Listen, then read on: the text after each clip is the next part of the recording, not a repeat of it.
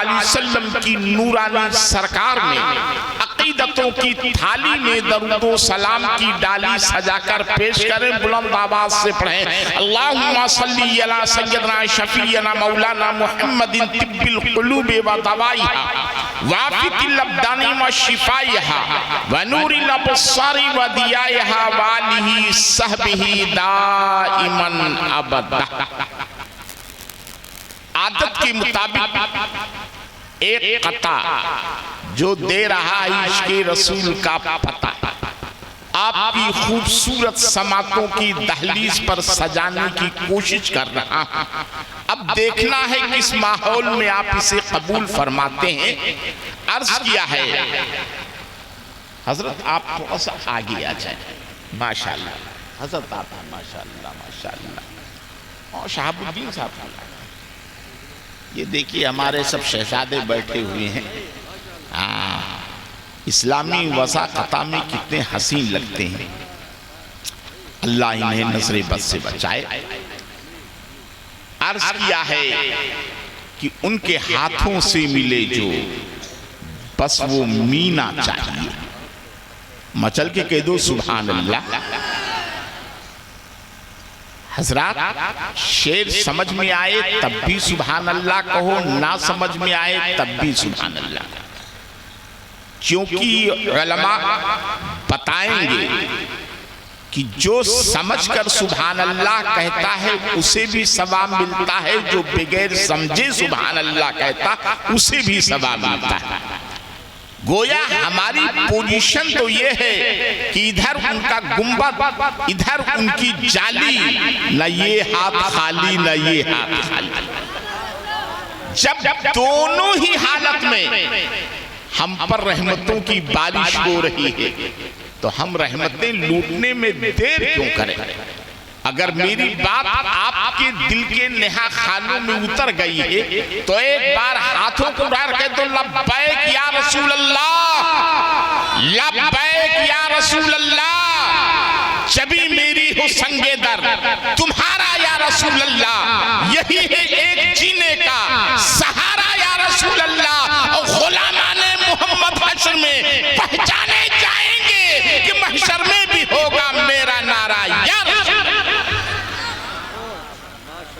ماشاءاللہ اب تھوڑی سی سبحان اللہ سبحان اللہ، اب تھوڑی سی آپ کے اندر زندگی پیدا ہوئی ہے، ہوا کے چند جھونکوں نے آپ کے جذبات کو ٹھنڈا کر دیا۔ حالانکہ ہم نے علماء سے بارہا یہ سنا ہے کہ جس کے سینے میں ایمان کی گرمی ہوتی ہے اسے ہواؤں کے جھونکے کبھی ٹھنڈے نہیں کر سکتے، کیونکہ جب اللہ کا کرم ہوتا ہے تب بندہ گرم ہوتا ہے۔ آپ یہ ثابت کریں کہ ہم حسینی ہیں اور ہماری زندگی حسینی تیور کے ساتھ گزر رہی ہے۔ تو میں وہ شعر عرض کر رہا تھا کہ ان کے ہاتھوں سے ملے جو بس وہ مینا چاہیے، ان کے ہاتھوں سے ملے جو بس وہ مینا چاہیے، عطر میں کیا ہے مجھے ان کا پسینہ چاہیے، عطر میں کیا ہے مجھے ان کا پسینہ چاہیے، اور ہم کو لندن اور پیرس کے سفر سے کیا غرض۔ اس شعر پر کوئی دیوانہ خاموش نہیں رہ سکتا۔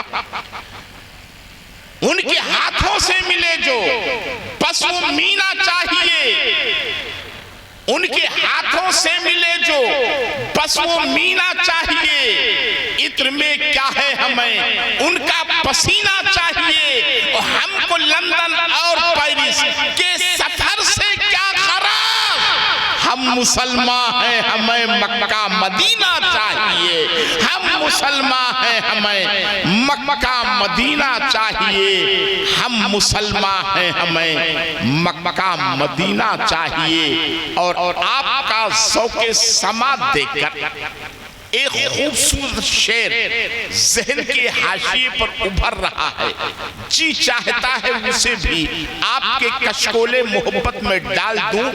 عرض کیا ہے کہ خاک در رسول کی سوغات چاہیے، خاکے در رسول کی سوغات چاہیے، ہاتھوں کو میرے نسبت سادات چاہیے، اور بچوں کو پالنے کے لیے اور کچھ نہیں، بچوں کو پالنے کے لیے اور کچھ نہیں، ہم کو حسن حسین کی خیرات چاہیے، ہم کو حسن حسین کی خیرات چاہیے، بچوں کو پالنے کے لیے اور کچھ نہیں، ہم کو حسن حسین کی خیرات چاہیے۔ صرف میرا ہی نہیں، جماعت اہل سنت کا یہ متفقہ عقیدہ ہے کہ ہم اور ہماری نسلیں حسین اعظم کے ٹکڑوں پر پل رہی ہیں اور انشاءاللہ قیامت تک پلتی رہیں گی۔ یہی عقیدہ ہے اپنا، حسین دیتے ہیں، یہی عقیدہ ہے اپنا، حسین دیتے ہیں، نبی پاک کا صدقہ حسین دیتے ہیں، اور یزید خود ہے بھکاری، کسی کو کیا دے گا؟ یزید خود ہے بھکاری، کسی کو کیا دے گا؟ غریب لوگوں کو کھانا حسین دیتے ہیں، غریب لوگوں کو کھانا حسین دیتے ہیں۔ ایک بار اور جھوم جھوم کر درود پاک پڑھیں، اللہم صلی علی سیدنا مولانا محمد نادد ما فی اللہ صلاة دائمتا بدوام ملک اللہ۔ حضرات گرامی وقار، آج کی یہ مقدس محفل عالم اسلام کی اس عظیم المرتبہ شخصیت کے نام موسوم کی گئی، جنہوں نے اپنے کردار و عمل سے عشق کی ایک نئی تاریخ مرتب کی، جنہیں دنیائے سنیت سلطان التارکین خیر التابعین سیدنا سرکار اویس قرنی کے نام سے یاد کرتی ہے۔ کون اویس قرنی؟ وہ اویس قرنی جن کے بارگاہ کرم میں الحمدللہ ثم الحمدللہ بڑے بڑے اولیاء کبار ثانوی ادب تہ کرنا اپنے لیے سرمایہ افتخار سمجھا کرتے تھے۔ یاد کرو اس منظر کو کہ مدینہ کی سرزمین ہے، مسجد نبوی کا صحن ہے، نماز عصر کا وقت ہے، بلال حبشی کی لاہو کی صدا مدینہ کی فضاؤں میں گشت کر رہی ہے۔ مدینہ امینہ کی خوش نصیب لوگ امام الانبیاء کی اقتداء میں نماز عصر ادا کرنے کے لیے مسجد نبوی میں حاضر ہے۔ میرے سرکار مصلی امامت پر تشریف لے جاتے ہیں، صحابہ کرام کو عصر کی نماز پڑھاتے ہیں، اور عصر کی نماز سے فارغ ہونے کے بعد جب مسجد نبوی سے باہر تشریف لاتے ہیں، اپنے پیرہن مقدس کے بٹن کو کھول دیتے ہیں اور اپنا مقدس سینہ یمن کی طرف کر کے لمبی لمبی سانس لیتے ہیں۔ یہ حیرتناک منظر دیکھ کر صحابہ نے عرض کیا تھا، یا رسول اللہ، آج سے پہلے کبھی یہ کیفیت ہماری آنکھوں نے نہیں دیکھی۔ میرے سرکار، آج بات کیا ہے، آپ یمن کی طرف رک کر کے لمبی لمبی سانسیں لے رہے ہیں۔ میرے سرکار کے چشمان نبوت میں آنسو تیرنے لگتے ہیں، لبہائے نبوت کو جنبش ہوتی۔ میرے آقا ارشاد فرماتے ہیں، اے میرے صحابہ سنو، مجھے یمن کی جانب سے اپنے عاشق کے عشق کی خوشبو محسوس ہو رہی ہے۔ اللہ اللہ اللہ، ذرا غور فرماؤ، حضرت اویس قرنی کا عشق کس درجے پر پہنچا ہوا تھا۔ حضرت اویس قرنی رضی اللہ تعالیٰ عنہ اس عظیم المرتبہ شخصیت کا نام ہے جنہوں نے عہد رسالت کے 20 سال پائے مگر اس کے باوجود نبی کی زیارت سے محروم رہے. اگر سرکار کا طلعت زیبا دیکھ لیتے تو آپ صحابی ہو جاتے مگر 20 سال کا عرصہ پانے کے باوجود حضرت اویس قرنی صحابیت کی منزل پر فائز نہ ہو سکے. آخر وجہ کیا تھی؟ ساری دنیا جس نبی کی ایک جھلک دیکھنے کے لیے دیوانہ وار کاشان نبوت کی طرف دوڑ رہی تھی، حضرت اویس قرنی 20 سال کا عرصہ پانے کے باوجود ظاہری طور پر نبی کی زیارت سے محروم کیوں رہے؟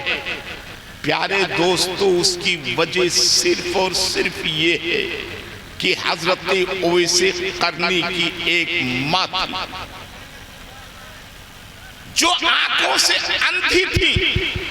حضرت اویس قرنی شب و روز جن کی خدمت میں مشغول رہا کرتے تھے.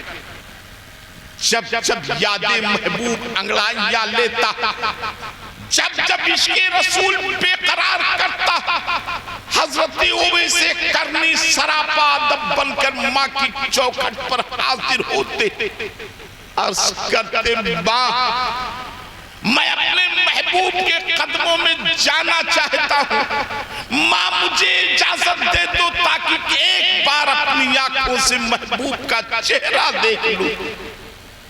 ماں رو کر جواب دیتی، اویس مصطفیٰ جان رحمت کے قدموں میں اپنی جان دینے کے لیے ہزاروں دیوانے موجود، لیکن میری خدمت کرنے کے لیے تیرے سوا کوئی موجود نہیں. اگر تو چلا گیا تو میری ضرورتیں کون پورا کرے گا؟ اگر تو چلا گیا تو میرے کھانے کا انتظام کون کرے گا؟ اگر تو چلا گیا تو میرے بازوؤں کو سہارا کون دے گا؟ حضرت اویس قرنی دل مسوس کر خاموش ہو جاتے. ایک دن کی بات ہے میرے پیارے، دن اپنی روشن کرنوں کو سمیٹ چکا تھا، رات اپنی کالی زلفوں کو کائنات پر بکھیر چکی تھی. حضرت اویس قرنی رات کے سناٹے میں ماں کے پاؤں دبا رہے تھے. اچانک یاد محبوب نے انگڑائی لی، عشق نے بے چین کیا اور حضرت اویس قرنی کی آنکھوں سے آنسوؤں کے قطرے ماں کے قدموں پر ٹپکے.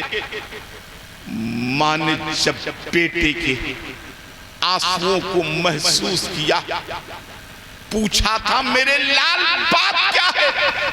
میرا اویس رو کیوں رہا ہے؟ میرے اویس کی آنکھیں اب دیدہ کیوں ہے؟ حضرت اویس قرنی نے عرض کیا، ماں اب ضبط کا یارہ نہیں رہ گیا، صبر کی بندھنیں ٹوٹ چکی ہیں. اپنے محبوب کو ایک بار دیکھنا چاہتا، ماں صرف ایک بار اجازت دے دو. حضرت اویس قرنی کی یہ درد بھری فریاد سن کر ماں نے کہا تھا، بیٹے اویس جا، میں نے تجھے مدینہ امینہ جانے کی اجازت دے دی. جب مصطفیٰ کی چوکھٹ پر جانا تو اپنی اندھی ماں کا سلام پیش کرنا. میرے لال جی بھر کے اپنے محبوب کو دیکھ لینا. اگر نبی موجود نہ ہو تو ان کی چوکھٹ کو چوم کر واپس چلے آنا. نبی کا انتظار مت کرنا، کیونکہ ایک دکھیاری ماں اپنے بیٹے کا انتظار کر رہی ہے.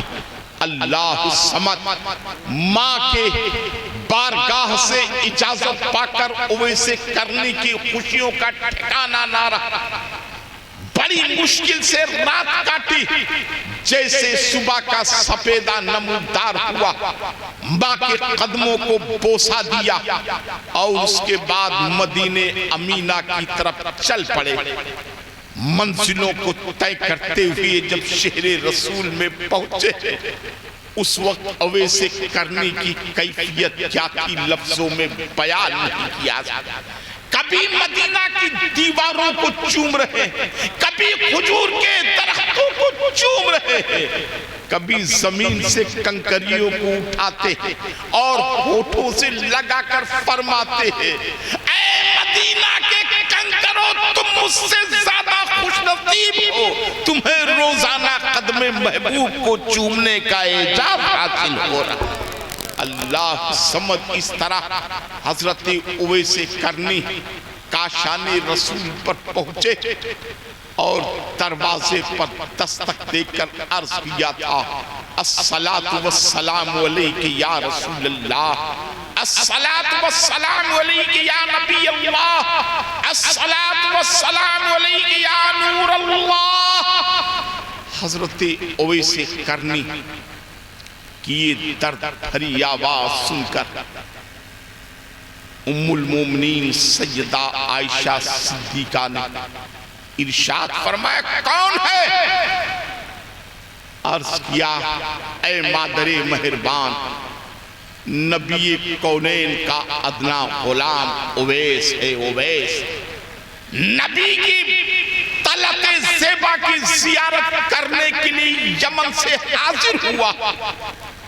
جب اویس کا نام اماں عائشہ نے سنا، فرط مسرت سے چہلہ کھل اٹھا، ارشاد فرمایا، اویس تم ہی ہو جس کا تذکرہ اکثر سرکار فرمایا کرتے ہیں۔ ذرا غور کرو اویس کرنی کی قسمت پر کہ اویس قرن میں ہے، تذکرہ مدینے میں ہو رہا۔ اویس قرن میں ہے، گفتگو نبی کے زبان نبوت پر جاری ہے، ماں فرماتی ہیں، اویس تم ہی ہو جس کا تذکرہ اکثر نبی کونین فرمایا کرتے ہیں۔ اویس اس وقت مصطفیٰ حجر نبوت میں موجود نہیں، تم مسجد نبوی میں جاؤ، تھوڑی دیر انتظار کرو، ان قریب آقائے کائنات تشریف لائیں گے۔ حضرت اویس کرنی نے جب اتنا سنا، ارمانوں پر اوس پڑ گئے، آنکھیں سامن بھادوں کی طرح برسنے لگی، اور پھر ماں کی وہ درد بھری آواز کان سے ٹکرائی، اویس تم مسجد نبوی، تم مدینہ جانا، اگر مصطفیٰ موجود ہوں تو جی بھر کے دیدار کرنا، اور اگر آقا موجود نہ ہو تو تم انتظار مت کرنا، کیونکہ قرن میں ایک دکھیاری ماں اپنے بیٹے کا انتظار کر رہی۔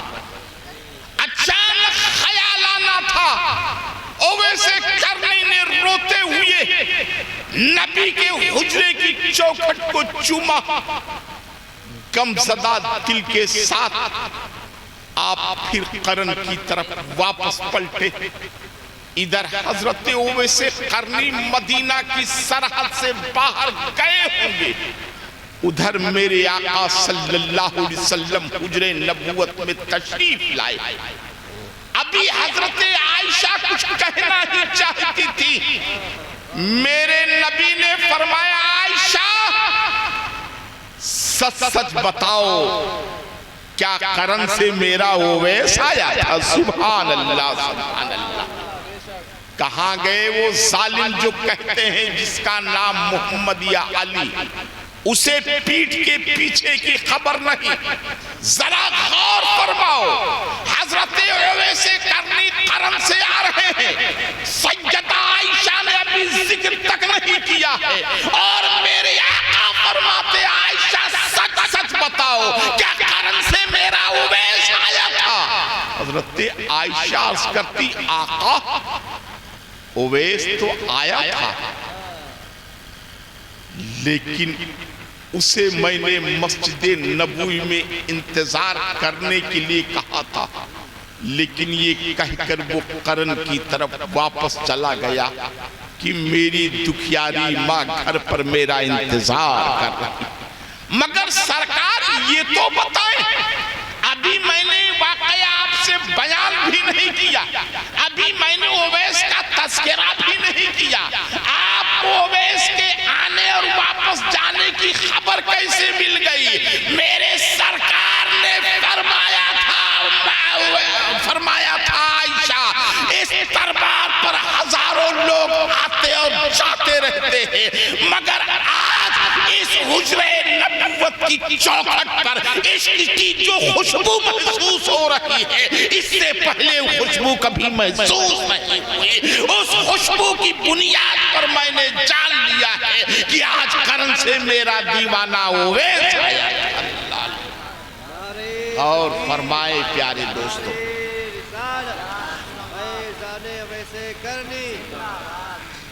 حضرت اویس قرنی پس بردہ دل کے ساتھ گھر واپس پہنچے، اور جیسے ہی گھر کے اندر قدم رکھا، ماں پر نظر پڑی، ادب کے پیکر میں ڈھل کر سلام عرض کیا۔ ماں نے کہا بیٹے آ گئے۔ حضرت اویس قرنی نے روتے ہوئے کہا ہاں ماں، آپ کا بیٹا آپ کے قدموں میں واپس آ گیا۔ ماں نے جب ہنستے اویس قرنی کی سسکیاں سنی، فرمایا بیٹے محبوب کے قدموں میں گیا تھا۔ لوگ در محبوب پر جا کر خوش ہوتے ہیں، ان کے فرات و انبساط کا ٹھکانہ نہیں رہتا، تو محبوب کی چوکھٹ سے آ رہا، تیری سسکیاں تیرے تڑپتے ہوئے دل کا پتہ دے رہی ہیں۔ میرے لال بتا تو صحیح، تو رو کیوں رہا ہے؟ کیا نبی نے تمہیں ڈانٹا ہے؟ کیا نبی کونین کی بارگاہ میں تیری محبت کے سوغات قبول نہیں ہوئے؟ حضرت اویس قرنی نے عرض کیا تھا ماں مدینہ گیا تو تھا، مگر نبی کے دیدار سے محروم رہا۔ ماں نے جب اتنا سنا کہ بیٹی اتنا لمبا سفر کر کے تو مدینہ گیا اور نبی کے دیدار سے محروم کیسے رہ گیا؟ اویس قرنی نے کہا تھا ماں بات یہ ہے، جب میں در محبوب پر پہنچا تو پتا چلا مصطفیٰ کسی ضرورت کے تحت باہر تشریف لے گئے۔ اماں عائشہ نے فرمایا تھا اویس مسجد نبوی میں جا کر انتظار کرو۔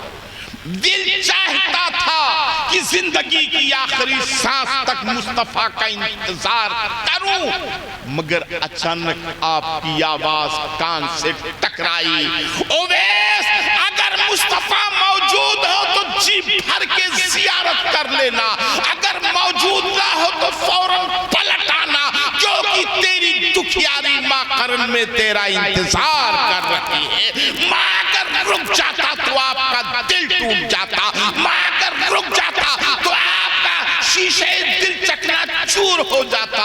ماں اسی لیے میں نے نبی کا دیدار کیے بغیر قرن کی طرف واپس ہو گیا ہوں۔ اللہ سمجھ جب ماں نے بیٹے کی یہ فرما برداری، یہ اطاعت شیاری کا جذبہ دیکھا، ماں کو جلال آ گیا، آگے بڑھ کر کے بیٹے کو سینے سے لگایا اور اس کے بعد اپنے پہلو میں بٹھا کر کے اپنے پاؤں کو پھیلایا تھا اور کہا تھا اے میرے لال مایوس مت ہو، آگے بڑھ اور میرے تلوے کو تو چوم لے، کیونکہ تیرے محبوب مصطفیٰ جان رحمت کا فرمان ہے کہ الجنت تحت تعمیل امہات، اللہ نے جنت کو ماں کے قدموں کے نیچے رکھ دیا ہے۔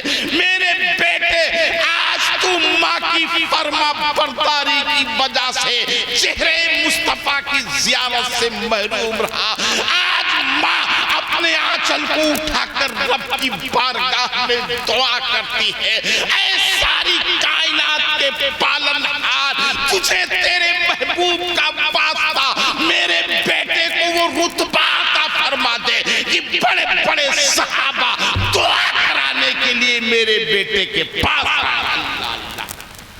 چنانچہ پیارے دوستو دنیا نے دیکھا حضرت اویس قرنی کو اللہ نے وہ مقام عطا فرمایا کہ جب میرے آقا صلی اللہ علیہ وسلم کے وصال کا وقت قریب آیا، آقا نے حضرت عمر فاروق اور حضرت علی کو بلایا اور فرمایا تھا اے عمر و علی تمہیں معلوم ہے قرن میں میرا ایک دیوانہ ہے جس کا نام اویس ہے، جس کے باپ کا نام عامر ہے، جس کے قبیلے کا نام مراد ہے. جب میرا وصال ہو جائے تو یہ میرا جبہ شریف لے کر کے میرے اویس کے پاس جانا اور یہ کہنا آقائے کونین نے یہ جبہ تمہیں ہدیہ کی عطا فرمایا ہے، اس جبے کو پہن کر کے میری امت کی مغفرت کی دعا کر دو. اللہ الصمد. پیارے دوستو چنانچہ عہد فاروق میں حضرت سیدنا عمر فاروق اور حضرت علی مرتضیٰ وہ جبہ شریف لے کر کے مدینہ امینہ سے قرن کی طرف چلے. اللہ الصمد. جب شہر قرن میں پہنچے لوگوں سے پوچھا تھا بتاؤ تو صحیح اویس قرنی کہاں ہے؟ لوگوں نے فرمایا جواب دیا کہ آپ اس اویس کی بات کرتے ہیں جو ایک پاگل ہے، ایک دیوانہ ہے، ہمیشہ میلے کچیلے کپڑوں میں ملبوس رہا کرتا ہے، وہ لوگوں کی بکریاں چراتا ہے، لوگوں کے اونٹوں کی رکھوالی کرتا ہے. حضرت علی نے فرمایا تھا اے لوگوں سچ کہہ رہے ہو، یقیناً میرا اویس دیوانہ ہے مگر وہ دنیا کا دیوانہ نہیں، وہ مصطفیٰ جان رحمت کا دیوانہ. اللہ اللہ ماشاءاللہ ماشاءاللہ. چنانچہ لوگوں نے رہنمائی کی. حضرت علی اور بڑا لمبا چوڑا واقعے میں بڑے اختصار کے ساتھ اس واقعے کو پیش کر رہا ہوں کہ میرے بعد تین خطبہ کو آپ کو سماعت کرنا ہے. اور شاعر ہندوستان حضرت مولانا خورشید احمد صاحب کی تشریف فرما ہو چکے ہیں، انشاءاللہ انہیں بھی آپ کو بھرپور سماعت کرنا ہے. میں عرض یہ کر رہا تھا پیارے دوستو حضرت عمر اور حضرت علی جب حضرت اویس قرنی کے پاس پہنچے ایک صحرا میں حضرت اویس قرنی اپنا مصلی بچھائے نماز میں مشغول. آپ کی بکریاں چر رہی تھیں، رحمت کے فرشتے ان کی پاسبانی کر رہے تھے. جب حضرت عمر اور حضرت علی کے آنے کی آہٹ محسوس ہوئی حضرت اویس قرنی نے نماز کو مختصر کیا اور سلام پھیر کر کے آنے والوں کا استقبال فرمایا. اللہ الصمد. حضرت عمر فاروق نے آگے بڑھ کر پوچھا تھا من انتا، آپ کون ہیں؟ حضرت اویس قرنی نے جواب دیا انا عبداللہ، میں اللہ کا بندہ. حضرت عمر فاروق نے فرمایا اللہ کے بندے تو سب ہیں، یہ تو بتاؤ آپ کا نام کیا ہے، آپ کے والد کا نام کیا ہے، آپ کس قبیلے سے تعلق رکھتے ہیں؟ اللہ الصمد. حضرت عمر فاروق کی استفسار پر حضرت اویس قرنی نے آنکھیں کھولی. فرمایا میرا نام اویس ہے، میرے باپ کا نام عامر ہے، میرا تعلق قبیلے مراد سے ہے.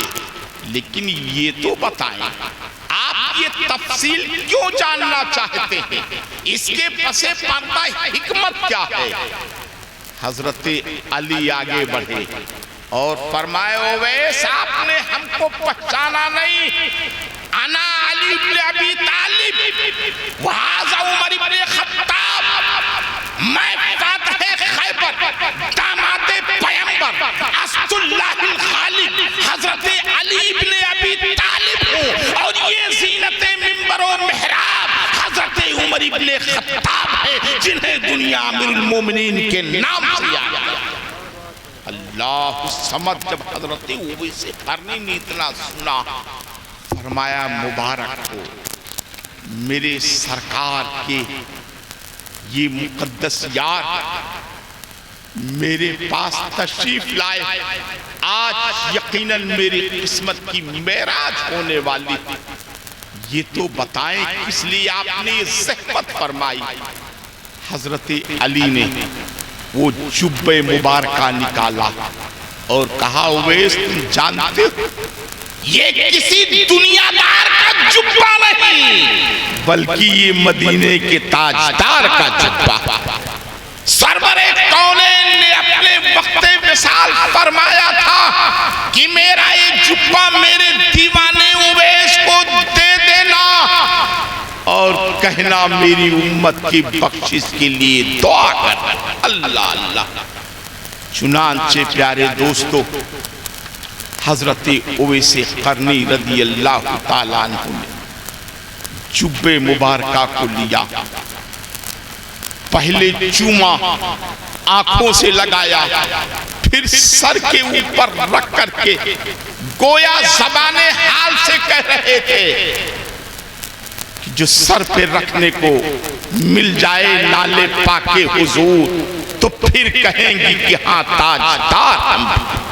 اگر نبی کا نالے پاک مل جائے تو ایک مومن اپنے کو دنیا کا تاجدار محسوس کرتا ہے۔ ماشاءاللہ سبحان اللہ۔ ناجش فکر و فن حضرت علامہ مولانا مفتی علی الدین صاحب قبلہ کی آمد ہو چکی ہے۔ نعرہ تکبیر، نعرہ رسالت۔ ناجش اسلام حضرت مفتی عبدالسلام صاحب قبلہ بھی، اسلام صاحب قبلہ بھی تشریف لا چکے ہیں۔ الحمدللہ بڑی بڑی شخصیتیں آنے لگی۔ میں نے شروع ہی میں کہا تھا آج کی بابرکت رات کے لیے تین اہم خطیبوں کا انتخاب کیا گیا ہے۔ انشاءاللہ آپ ان سے بھرپور خطاب سماعت فرمائیں گے۔ بس تھوڑی دیر کے لیے میں حاضر ہوں، بالکل اختتامی مراحل سے گزر رہا ہوں۔ عرض یہ کر رہا تھا پیارے دوستو حضرت علی مرتضیٰ رضی اللہ تعالیٰ عنہ اور حضرت عمر فاروق رضی اللہ تعالیٰ عنہ نبی کونین صلی اللہ علیہ وسلم کا مقدس جبہ لے کر کے حضرت اویس قرنی کے پاس جب پہنچے ہیں، اللہ سمجھ پیارے دوستو، اور جب فرمایا کہ آقا نے حکم دیا تھا کہ میرے اویس سے کہنا کہ میری امت کی بخشش کے لیے دعا کرتے، اتنا سننا تھا پیارے دوستو، حضرت اویس قرنی کھڑے ہو جاتے ہیں اور اپنے کپڑے کو پھاڑ کر کے دیوانہ وار فرماتے ہیں، ہائے میری ماں، ہائے میری ماں۔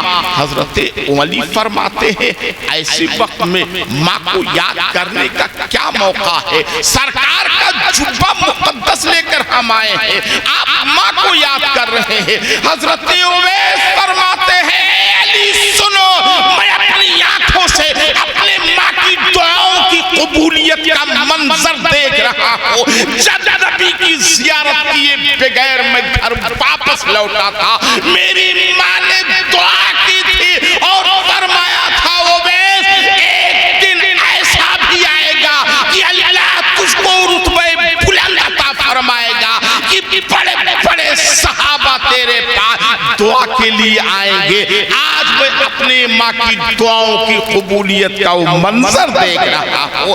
عزیزان ذی وقار، پتہ یہ چلا کہ ماں کی دعاؤں سے بڑے بڑے درجات حاصل ہوتے ہیں، بڑے بڑے مراتب حاصل ہوا کرتے ہیں۔ حضرت اویس قرنی کو دنیا سے پردہ کیے ہوئے صدیاں گزر چکی ہیں، زمانہ بیت چکا ہے۔ آج بھی دوستو ہر گاؤں میں، ہر شہر میں، ہر قصبے میں، ہر دیہات میں، ہر محلے میں آج جشن اویس قرنی کا انعقاد کیا جا رہا ہے۔ عزیزان ذی وقار، جہاں دیکھو اویس قرنی کی محبت کے نغمے بلند کیے جا رہے ہیں، اویس قرنی کی عظمتوں کا خطبہ پڑھا جا رہا ہے، اویس قرنی کی قدموں میں سوغات محبت پیش کیے جا رہے ہیں۔ حضرت اویس قرنی کی کردار و عمل سے اپنی زندگی کو حسین سے حسین تر بنانے کی کوشش کی جا رہی ہے۔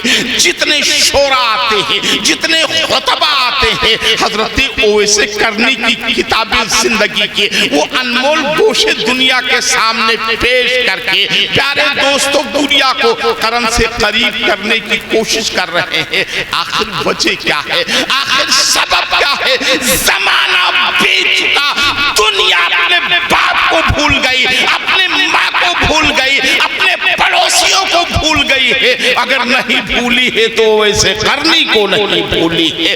پیارے دوستو صرف ایک وجہ ہے، ویسے کرنی نے اپنے دل کا سودا بازار مصطفیٰ میں کیا تھا۔ ویسے کرنی نے اپنا تن من دھن نبی کے قدموں پر لٹا دیا تھا۔ حضرت اویس کرنی فنا فی عشق رسول اللہ ہو چکے تھے۔ حضرت اویس کرنی نے اپنے وجود کو ہستے اور رسول کونین کی عشق میں فنا کر دیا تھا۔ پیارے دوستو اس لیے آج دنیا حضرت اویسی کا گن گا رہی ہے، حضرت اویسی کی عظمتوں کے ڈنکے بج رہے ہیں۔ عزیزان ذی وقار، حضرت اویس کرنی کو جو مقام ملا تھا یہ ماں کی اطاعت کی بنیاد پر، ماں کی فرما برداری کی بنیاد پر، ماں کی خدمت کی بنیاد پر وقت نہیں پیارے دوستو، ورنہ اس واقعے سے جو نتیجہ نکلتا ہے میں اس پر تفصیل سے گفتگو کرنے کی کوشش کرتا، لیکن الحمدللہ پیارے دوستو آج میرے اسٹیج پر بڑی ذمہ دار شخصیتیں تشریف فرما ہے۔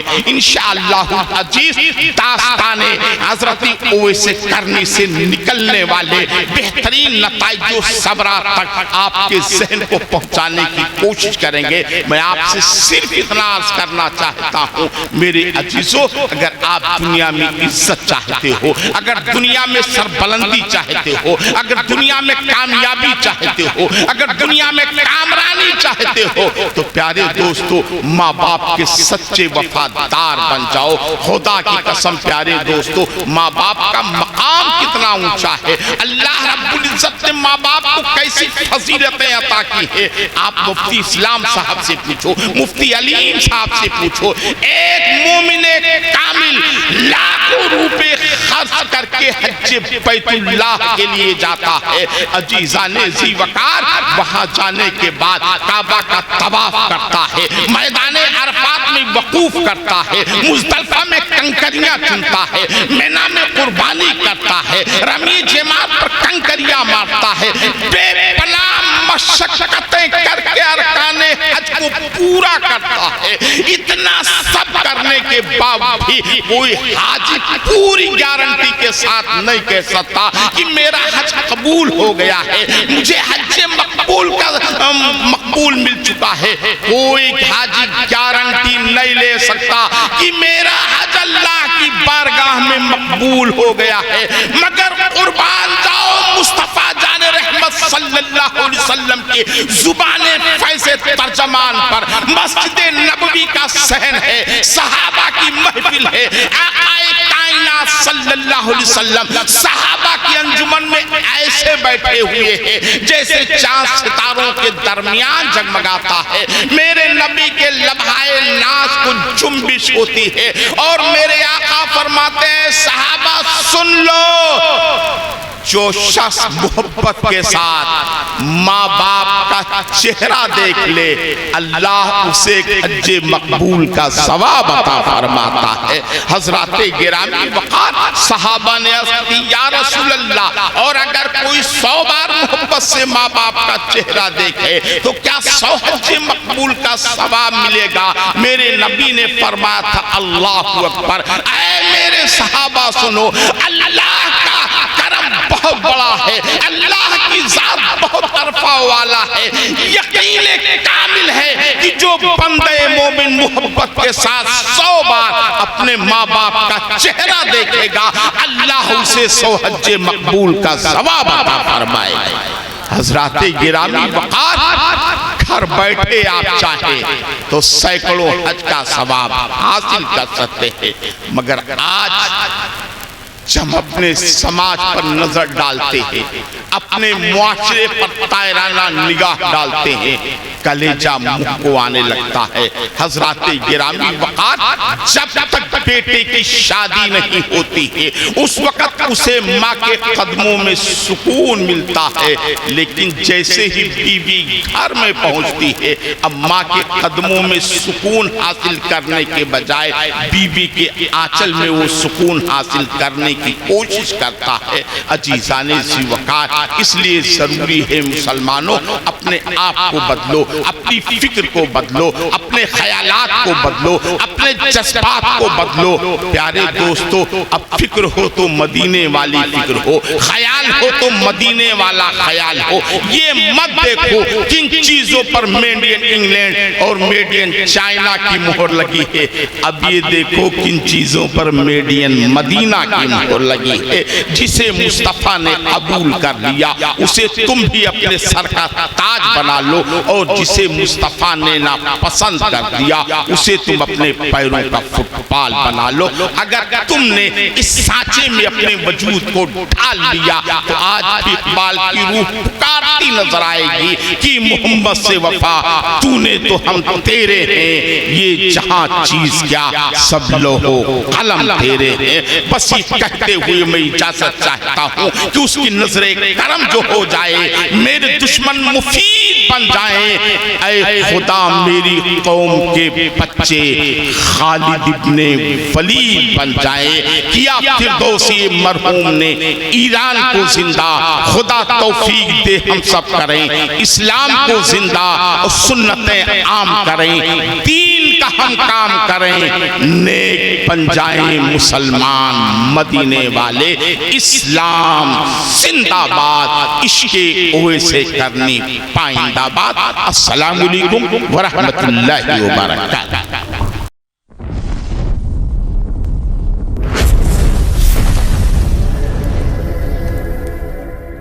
Subscribe now and press the bell icon. Never miss an update.